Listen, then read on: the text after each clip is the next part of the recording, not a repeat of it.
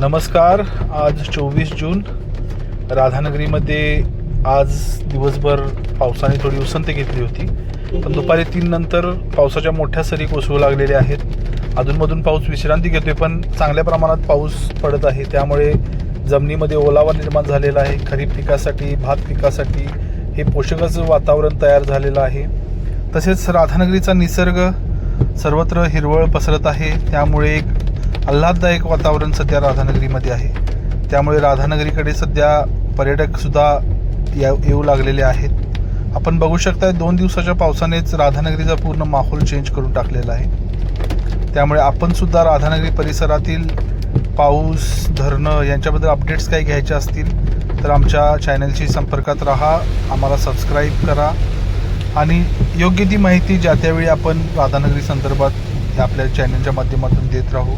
अधिक काही सूचना असेल तर त्यासुद्धा तुम्ही आम्हाला नक्कीच द्या. धन्यवाद.